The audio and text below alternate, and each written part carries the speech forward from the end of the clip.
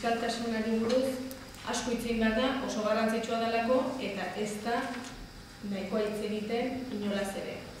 Eta zergatik ez da nahikoa hitz egiten oso gai garrantzitsua izanik, elaren ustez, ez da nahikoa hitz egiten patronalek eta gobernuek ez dutelako nahi gizarteak fiskaltasunaren inguruan informazioa edukitzea eta eztabaida egitea.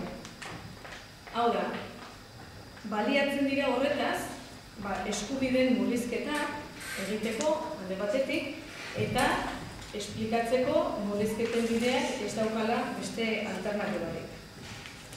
Zer jendeak jakingo balu zer gertatzen den zerrekin,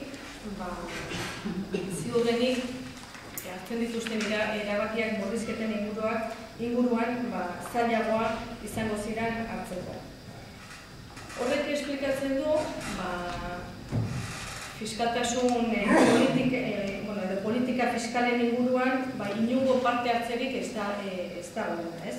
Eta elak behin eta berriro ere exigitu du parte hartzea egon behar duela politika fiskaletan. Eztabaida egon behar duela, sindikalgintzak berak hartu behar duela parte. Eta hemen aipatu dira, aldundiek hartu dituzten erabakiak eta salatu izan dugu, baina gaur ere aprobetxatu nahi dugu salatzeko eta exigitzeko parte hartzea orokorrean, baina kasu honetan ere sindikalgintzarena. Ze hiru aldundiek egin dute beraien ibilbidea, erabakira iristeko, inongo komunikaziorik gabe, inongo informaziorik eman gabe, eta beraz, inongo eztabaidarik onartu gabe.